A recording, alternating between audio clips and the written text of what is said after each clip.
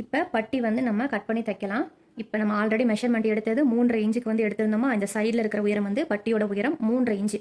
இப்போ இந்த பார்ட் நமக்கு தேவையில்லை, இதை எடுத்து வச்சிடலாம். இப்போ பட்டி மட்டும்தான் நம்ம வந்து இப்போ கட் பண்ண போகிறோம். இப்போ நம்ம ப்ளவுஸில் இந்த மாதிரி ஒரு பீஸ் வந்து ஒதுங்கி இருக்கும். இந்த சைடு பேக் சைடு கட் பண்ணி எடுத்திருப்போம், நடுவில் இங்கே வந்து ஃப்ரண்ட் எடுத்திருப்போம், ஸ்லீவ் எடுத்திருப்போம். அது இல்லாமல் இந்த இடத்துல இவ்வளோ துணி இருக்கும். நீங்கள் 1 மீட்டர் எடுத்திருந்தீங்க அப்படின்னா இந்த அளவுக்கு வந்து துணி வந்து அகலமாக இருக்கும். சரிங்களா? இல்லைன்னா கொஞ்சம் வந்து இப்படி கம்மியாக இருக்கும், ஒல்லியாக இருக்கும், அகலம் வந்து கம்மியாக இருக்கும். இப்போ இந்த துணி வந்து நல்ல துணி, அதாவது நம்ம ப்ளவுஸ் பீஸ் இருந்துச்சுல அதோட துணி. இதுவும் இப்போ ராங் சைடு, இந்த பக்கம் திருப்புனா இதுவும் இப்போ ராங் சைடு. 2 துணியும் கரெக்டாக ஈவனாக வச்சுக்கோங்க, மேலே கீழே எதுவுமே இல்லாமல். ப்ளவுஸை பொறுத்த வரைக்கும் ஒரு சைடு நம்ம என்ன பண்ணுறோமோ அதே தான் அடுத்த சைடும் பண்ணணும். கொஞ்சமாக அலட்சியமாக இருந்துட்டோம் அப்படின்னாலும் மிஸ் ஆகிடும். இப்போ இந்த இருக்குது பார்த்தீங்களா, இப்போ இதுவும் ராங் சைடு, அதுவும் ராங் சைடு. இப்போ எல்லாரோட ப்ளவுஸுக்கும் அந்த 1 மீட்டர் எடுத்திருக்கோம் அப்படின்னா பேக்கு ஃப்ரண்ட்டு ஸ்லீவ் இதெல்லாம் கட் பண்ணதுக்கு போக கரெக்டாக இந்த இடம் வந்து பட்டிக்காகவே ஒதுங்கிடும். அது எல்லாரோட மெஷர்மெண்ட்டுக்குமே அப்படி தான். இப்போ எப்படின்னு உங்களுக்கு செக் பண்ணி காட்டுறேன் பாருங்கள். இப்போ இந்த முன்பக்கத்தை எடுத்துக்கோங்க. பட்டியோட அகலம் வந்து நம்ம கரெக்டாக எப்படி கட் பண்ணுறதுன்னா, இந்த முன்பக்கம் இருக்குது பார்த்தீங்களா, இந்த முன்பக்கத்தை இப்படி எடுத்து நீங்கள் இந்த சைடு வச்சாலும் சரி, இந்த சைடு வச்சாலும் சரி, இந்த சைடு தான் துணி இல்லை இதுக்கப்புறம், அதனால் இங்கேருந்து வைக்கிறேன். இப்போ இங்கே இருக்குது பார்த்தீங்களா, இந்த சைடு இதை வைக்கிறேன். இதை வச்சுட்டு இதை அப்படியே இங்கே வச்சு காட்டுறேன் பாருங்கள். ரொம்ப பிடிச்சி இழுக்காதீங்க, ஏன்னா முன்பக்கம் வந்து கிராஸில் இருக்குது. இப்படி வச்சு பார்த்தோம் அப்படின்னா நமக்கு தெரியுதா. ஸோ இந்த இடத்துல வந்து இருக்குது. இங்கே இருக்கிற இந்த மார்க் வந்து அதில் வந்து நம்ம மார்க் பண்ணி கட் பண்ணிக்கலாம். இப்போ இந்த இடம் வரைக்குமே நமக்கு கரெக்டாக இருக்கும், எல்லாருக்குமே அது வந்து செட் ஆகிரும். இந்த இடம் வந்து ஒதுங்கிரும். என்ன ஒரு டிஃப்ரெண்ட்னா, ஹைட்டு வந்து இவ்வளோ அகலம் வந்து இருக்காது, அதுதான் ஒன்று டிஃப்ரெண்ட் ஆகும். மற்றபடி இந்த அகலம் வந்து கரெக்டாக இருக்கும், இந்த உயரம் தான் இருக்காது. இப்போ என்ன பண்ணுறேன்னா, இந்த மார்க்கிங்லேயே அப்படியே நான் வந்து கட் பண்ணுறேன். இப்போ இந்த துணி இருக்கட்டும். இப்போ இதுதான் வந்து நம்ம பட்டி பீஸ்க்கு ரெடி பண்ண போகிறோம். இப்போ என்ன பண்ணுறேன் அப்படின்னா, துணியை இப்படி 2ஆக மடிச்சுக்கிறேன்.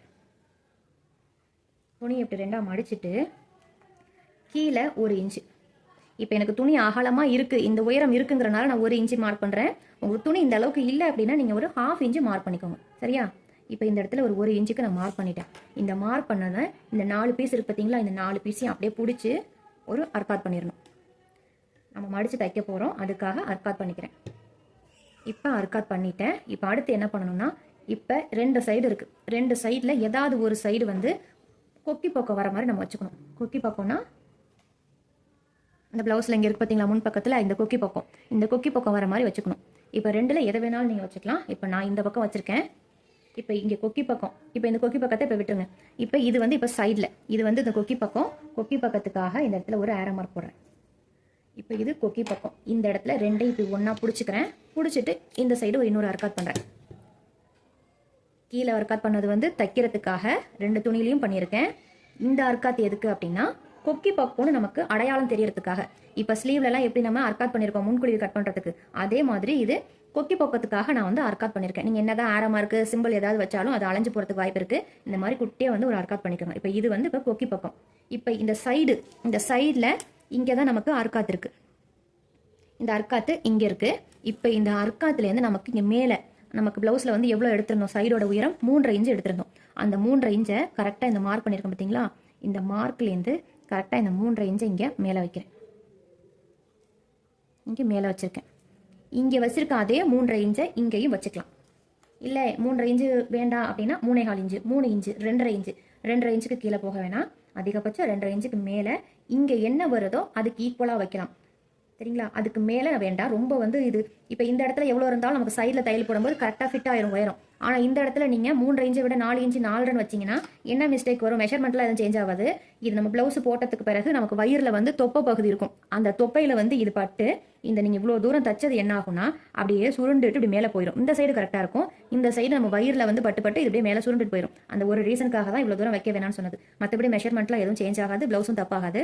இங்கே வச்சிருக்க அதே 3.5 இன்ச்சை இங்கேயே மார்க் பண்ணிக்கிறேன். இப்போ இந்த கொக்கி பக்கமும் 3.5 இன்ச்சு, இந்த சைட்லையும் 3.5 இன்ச்சு. உங்களுக்கு புரியும்னு நினைக்கிறேன். புரியலைன்னா அப்பப்போ வீடியோ பார்த்துட்டு அப்போக்கே எனக்கு டவுட்டு கேளுங்க, அப்படியே போட்டு ஸ்டாக்கில் வச்சிடாதீங்க. இப்போ இதுதான் வந்து இந்த கொக்கி பக்கம். இந்த கொக்கி பக்கத்துலேருந்து இதுக்கு எந்த மெஷர்மெண்ட்டும் கிடையாது. இப்போ இங்கேருந்து நம்ம இங்கே ஒரு 9.5 இன்ச்சு மார்பு சுற்றளவு வச்சுருந்தோம் பார்த்தீங்களா, அந்த 9.5 இன்ச்சு இங்கே நான் மார்க் பண்ணிக்கிறேன். இப்போ இது இங்கே பண்ணிவிட்டு இப்போ இந்த சைடு எவ்வளோ வந்துச்சு நமக்கு 3.25 இன்ச்சு. அதாவது இந்த இடத்துல இங்கே வந்து நமக்கு 3.25 வந்துச்சு. இப்போ அதை தான் இங்கே மார்க் பண்ணுறேன். இப்போ இது கொக்கி பக்கம்னா இதுவும் கொக்கி பக்கம் வைக்கணும். இந்த கொக்கி பக்கத்தை தூக்கி இங்கே வைக்கிறேன். இங்கே வச்சுட்டு இந்த கொக்கி பக்கத்தை தூக்கி இங்கே வச்சுட்டு இது இப்போ இங்கே இருக்குது, இந்த அளவு இங்கே இருக்குது. சரிங்களா? இப்போ இந்த அளவு இங்கே இருக்குது. இந்த இடத்துல தான் நமக்கு 3.25 இன்ச்சு வந்துச்சு.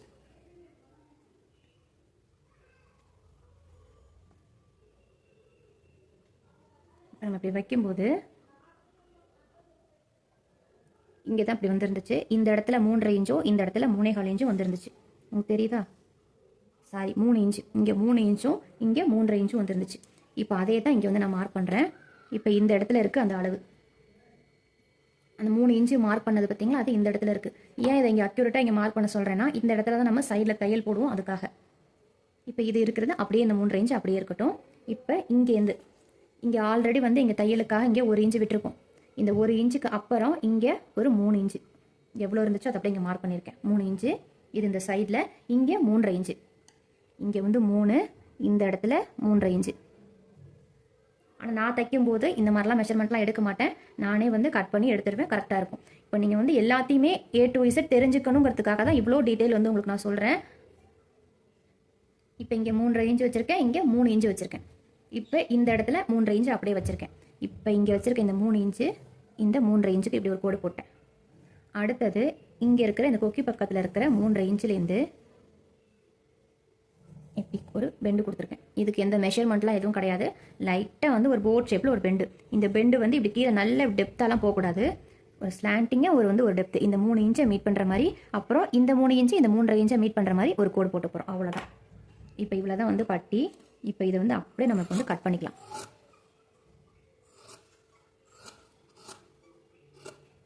இந்த பீஸ் தேவையில்லை, இப்போ கட் பண்ணியாச்சு. இப்போ இது வந்து கொக்கி பக்கம் அர்க்கட் பண்ணியிருக்கிறது. இப்போ 2 கிளாத்லேயும் நம்ம இப்போ வந்து கட் பண்ணியாச்சு. இப்போ பட்டியில் நம்ம அளவு ப்ளவுஸில் பார்த்தீங்க அப்படின்னா, இப்போ இது ஒரு சைடு ரெண்டு பக்கத்துக்கு இருக்கான பட்டி வந்து நமக்கு இருக்குது. இப்போ இதை வந்து பிரிக்க வேண்டாம், இது இப்படியே இருக்கட்டும். நம்ம ப்ளவுஸில் பட்டி பீஸில் பார்த்தீங்க அப்படின்னா எக்ஸ்ட்ரா துணி வந்து வச்சுருப்பாங்க. ஒவ்வொரு பட்டியிலையும் பார்த்தீங்கன்னா எக்ஸ்ட்ரா துணி வச்சுருப்பாங்க. நம்ம ப்ளவுஸ் கிளாத்தை விட எக்ஸ்ட்ரா துணி வந்து வேறு கலர்லலாம் வச்சுருப்பாங்க. இது எதுக்கு வைக்கிறாங்க அப்படின்னா, இப்போ இது வந்து ஒரு துணி, இந்த ப்ளவுஸோட பிட் வந்து ஒரு துணி, அது இல்லாமல் எக்ஸ்ட்ரா 2 கிளாத் வைக்கணும், கம்பல்சரி வைக்கணும். அப்போ ஒரு பட்டி சைடு வந்து 3 துணி இருக்கும். இப்போ இந்த பட்டி சைடு பார்த்தீங்கன்னா 3 துணி இருக்கும். அதே மாதிரி இந்த பக்கம் இருக்கிற பட்டி பீஸில் பார்த்தீங்கன்னா 3 துணி இருக்கும். இந்த மாதிரி ஒரு சைடும் 3 துணி இருக்கும். ஓரளவுக்கு நம்ம இந்த ப்ளவுஸுக்கு ஏற்ற மாதிரி ஒரு கலர் வச்சுக்கணும். ரொம்ப கான்ட்ராஸ்டாக இருக்குது அப்படின்னா ஏதாவது நீங்கள் வேஸ்ட் துணி வாங்கி லைனிங் கிளாத் மாதிரி ஏதாவது காமனாக 2-3 கலர் வாங்கி வச்சுக்கோங்க. இப்போ இந்த கலர் நான் அந்த மரூன் கலரில் இப்போ வந்து நான் அதில் தச்சிருக்கேன். ஆனால் உள்ளுக்குள்ளே நான் பிளாக் கலர் கொடுத்துருக்கேன். ஆனால் அது வெளியில் வந்து நமக்கு தெரியாது. இந்த மாதிரி தெரியாத அளவுக்கு நான் வந்து கிளாத் வந்து எடுத்துக்கணும், அடிஷ்னல் கிளாத்து. இப்போ இதில் 2 பீஸ் இருக்குது. அதே மாதிரி இங்கே 2 பீஸ், இதில் 2 பீஸ் இருக்குது. இந்த மாதிரி வந்து நம்ம எடுத்துக்கணும். இப்போ மொத்தமாக 4 பீஸ் இருக்குது. இப்போ இங்கே இருக்கிற கீழே இருக்கிற பீஸ் வந்து நீளமாக இருக்குது. இங்கே இருக்கிற பீஸ் வந்து கொஞ்சம் வந்து அகலம் வந்து கம்மியாக இருக்குது. அதாவது ஒரு 1/2 இன்ச்சு கிட்ட கம்மியாக இருக்குது. அதனால எதுவும் ப்ராப்ளம் இல்லை. இப்போ 4 பீஸ் எடுத்திருக்கேன். இந்த எக்ஸ்ட்ரா எடுத்தோம் பார்த்தீங்களா, இந்த பீஸை வந்து கரெக்டாக வந்து ஈவனாக கட் பண்ணிக்கணும். உங்களுக்கு கரெக்டாக இருக்குன்னா ஒன்றும் பிரச்சனை இல்லை, இல்லைன்னா கரெக்டாக வந்து ஈவனாக கட் பண்ணி எடுத்துக்கணும். இப்போ என்ன பண்ணுறேன்னா, நம்ம கட் பண்ணி வச்சுருக்கோம் பார்த்தீங்களா, மெட்டீரியல் துணியை தூக்கி இதில் கரெக்டாக இப்படி வைக்கிறேன். 4 துணி மேலேயும் கரெக்டாக இப்படி வச்சுட்டு, இந்த துணி எந்த அளவுக்கு கட் பண்ணியிருக்கோமோ அதே மாதிரி இந்த துணியும் கட் பண்ணணும். இல்லைன்னு வச்சுக்கோங்களேன், உங்களுக்கு ஏதாவது குழப்புது அப்படின்னா இப்படி ஸ்ட்ரைட்டாக இப்படி வந்து கட் பண்ணிடுங்க. ஸ்ட்ரைட்டாகவே நான் கட் பண்ணிட்டேன். இங்கே இந்த துணி தெரியுதா, இந்த துணி நீளம் வந்து அதிகமாக இருக்குது, இது வந்து கொஞ்சம் கம்மியாக இருக்குது. இந்த துணி எந்த அளவுக்கு இருக்கோ அந்த அளவுக்கே வந்து இதை நான் கட் பண்ணிக்கிறேன். கட் பண்ணிவிட்டு இப்போ என்ன பண்ணுறேன்னா, கீழே நம்ம இந்த மடிச்சு தைக்கிறதுக்காக 1 இன்ச்சுக்கு ஒரு அர்க்காத் பண்ணியிருக்கோம் பார்த்தீங்களா, இந்த அர்க்காத்தை அப்படியே தூக்கி இந்த 4 துணி எக்ஸ்ட்ரா கொடுத்துருக்கோம் பாருங்கள், அந்த 4 துணி, இந்த 4 துணியிலையும் அப்படியே தூக்கி ஒரு அர்க்காத் பண்ணிக்கிறேன். அதே மாதிரி இது கொக்கி பக்கம், இந்த கொக்கி பக்கத்துலையும் இந்த 4 துணியை அப்படியே எடுத்து ஒரு அர்க்காத் பண்ணிக்கிறேன். இப்போ இது கொக்கி பக்கம், ஓகேவா? இப்போ இந்த பக்கம் நமக்கு தேவையில்லை. இப்போ இந்த சைடில் இருக்கிற அடியில் இருக்கிற 2 துணி தான் நீளமான துணி, அதில் ஒரு அர்க்காத் பண்ணிக்கிறேன். இப்போ இந்த 2 துணி இருக்கு பார்த்தீங்களா, சின்னதாக இருந்துச்சுல சைஸு, அந்த 2 துணியையும் இப்போ நம்ம எப்படி வந்து இப்போ அட்ஜஸ்ட் பண்ண போகிறோம் அப்படின்னா, இப்போ இது கொக்கி பக்கம் நம்ம எடுத்தாச்சு, 4 துணி இருக்குது. இப்போ இந்த பட்டி பீஸில் இது கொக்கி பக்கம், இதை இப்படி திருப்பி போட்டுடணும். இது 2ம் நல்ல பக்கம், உங்களுக்கு தெரியுதா? இதுவும் கெட்ட பக்கம், இதுவும் கெட்ட பக்கம். இப்போ இது 2ம் நல்ல பக்கம். என்ன பண்ணுறது, இப்படி குழப்பி இப்படி வச்சிடக்கூடாது, சரியா? இல்லைன்னா துணி எது நல்லதுக்கு நல்ல பக்கம் கெட்ட பக்கம்னு தெரியாமல் இப்படி தூக்கி வச்சிடக்கூடாது. இது உங்களுக்கு பார்த்தோன்னே தெரியுதா? இது வந்து கொக்கி பக்கம், இது சைடில் போகிற பக்கம். அப்போ இந்த பீஸோட கொக்கி பக்கம் இங்கே இருக்குது. அந்த மாதிரி வைக்கக்கூடாதுங்கிறதுக்காக தான் இங்கே ஒரு சின்ன டிப்ஸ் இங்கே வந்து ஒரு அர்க்காத் பண்ணிக்க சொன்னேன் கொக்கி பக்கத்துக்காக. ஓகேவா? இது இப்போ ராங் சைடு, இதுவும் இப்போ ராங் சைடு. இப்போ இதை தூக்கி இப்படி போட்டுட்டேன். இது இப்போ நல்ல பக்கம், கொக்கி பக்கத்துக்கு அர்க்காத் அடையாளத்துக்கு இருக்குது. அதே மாதிரி இந்த சைடு, இது ரெண்டுமே இப்போ ஆப்போசிட் கொக்கி பக்கம் நல்ல பக்கம். இதை இங்கே வச்சுட்டு இப்போ இதில் 2 பீஸ் சின்ன பீஸாக இருக்குது, நீளம் 2 பீஸ் பெருசாக இருக்குது. இப்போ இது என்ன பண்ணுறேன்னு பார்த்தீங்கன்னா, இந்த கொக்கி பக்கத்தை நம்ம எக்ஸ்ட்ரா கட் பண்ணியிருக்கிற எத்தனை பீஸாக இருந்தாலும் கொக்கி பக்கம் தான் வைக்கணும். இப்போ இதை என்ன பண்ணுறேன்னா, இந்த 2 பீஸ் நீளமாக இருந்துச்சு பார்த்தீங்களா, அதை தூக்கி ஃபஸ்ட் இதுக்கு மேலே வைக்கிறேன். அதே மாதிரி இந்த சைடும், இது வந்து நல்ல பக்கம் கெட்ட பக்கம் நீங்கள் இது பார்க்க தேவையில்லை. இது ஒரே மாதிரி தான், லைனிங் கிளாத்துங்கிறனால ஒரே மாதிரி தான் இருக்கும். இது நமக்கு தேவையில்லை. இப்போ இங்கே இது கொக்கி பக்கம், இந்த கொக்கி பக்கத்துக்கு மேலே இதை தூக்கி இப்படியே வச்சுட்டேன்.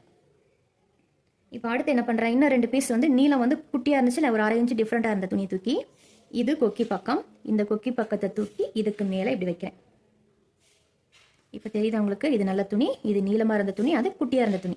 இது இப்படி வச்சுட்டேன். துணி பத்தலையே, இந்த குட்டிக்காக என்ன பண்ணுறதுன்னு நான் யோசிக்காமல் டக்குன்னு அடுத்து என்ன செய்யணுமோ அதை யோசிச்சு பண்ணணும். இப்போ இந்த அர்க்காத்து முன்பக்கம் இருக்கிறத தூக்கி இது மேலே வச்சுட்டேன். ஓகேவா?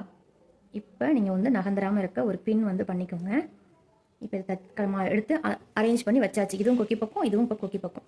இப்போ என்ன பண்ணுறேன்னா, இதை இப்படியே திருப்பிக்கிறேன். இது வந்து இப்போ பின் பண்ணியாச்சு. இதை இப்படியே திருப்பிட்டு இங்கேயும் அர்க்காத் பண்ணியிருக்கோம், இங்கேயும் அர்க்காத் பண்ணியிருக்கோம். இந்த அர்க்காத் பண்ணதை என்ன பண்ணுறீங்கன்னா, நம்ம பேக் பார்ட்டில் கோடு போட்ட மாதிரி ஒரு கோடு, இப்படி ஒரு கோடு வந்து போட்டுக்கிறேன். இப்போ இங்கே பார்த்தீங்கன்னா ஒரு சைடு 3 துணி இருக்குது. இந்த 3 துணி மேலேயும் அப்படியே வந்து தைக்கணும். அந்த கோட்டு மேலேயே இந்த அர்க்காத்துலேருந்து அந்த அர்க்காத்து வரைக்கும் கோடு போட்டிருக்கேன். இதில் அப்படியே வந்து நம்ம தச்சிட்டு வரணும். நம்ம பின் பண்ணியாச்சு, அதனால துணி வந்து நகராது.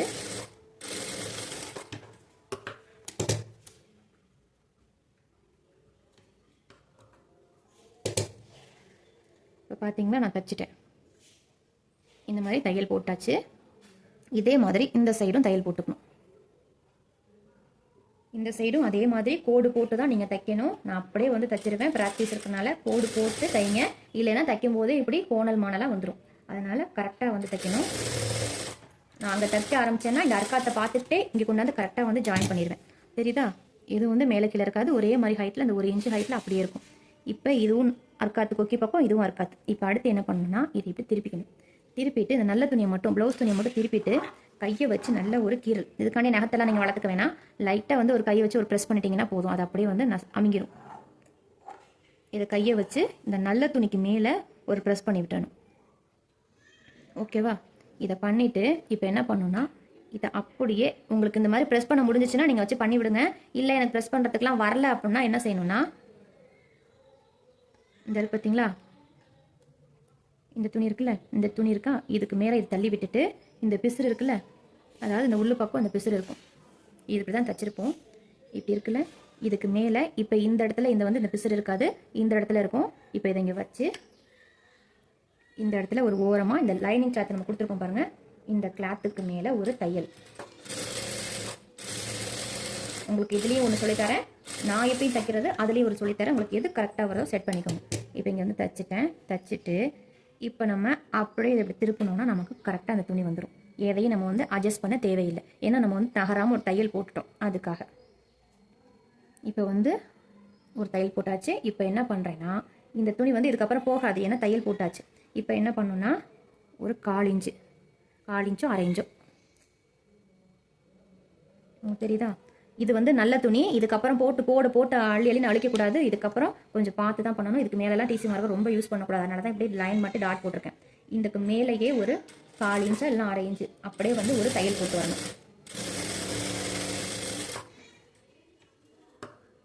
இந்த எக்ஸ்ட்ரா நூலெல்லாம் கட் பண்ணி எடுத்துக்கணும். இப்போ கீழே வந்து ஒரு 1/2 இன்ச்சுக்கு தையல் போட்டுட்டு இந்த கொக்கி பக்கத்துலேருந்து தைச்சிட்டு வரேன். அந்த 3 பீஸ் இருக்கு பார்த்தீங்களா, இந்த 3 பீஸையும் இந்த கொக்கி பக்கத்தில் அப்படியே வந்து தைச்சிட்டு வரேன். இந்த 3 துணிக்கு மேலே அப்படியே வந்து ஒரு தையல். இதை அப்படியே போட்டுட்டு இந்த சைடு வரைக்கும் அப்படியே தைச்சி வெளியே எடுத்துட்டேன். இந்த எக்ஸ்ட்ரா அன்ஈவனாக இருக்கிறது எல்லாத்தையும் நம்ம இப்போ வந்து கட் பண்ணிடணும். கட் பண்ணும்போது நம்ம ப்ளவுஸ் பீஸோட துணி மேலே இருக்கிற மாதிரி பார்த்து கட் பண்ணிக்கணும்.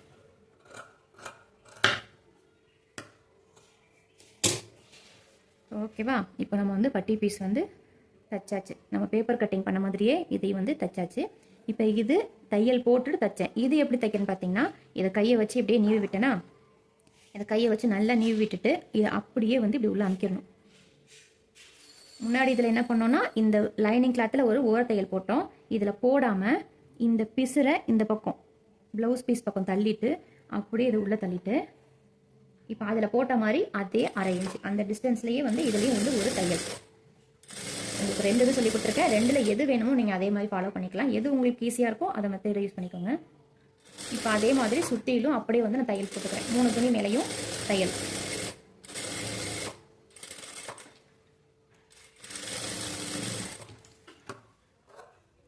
தச்சுட்டு அதே மாதிரி எக்ஸ்ட்ரா இருக்கிற கிளாத் எல்லாத்தையுமே வந்து கட் பண்ணிக்கணும்.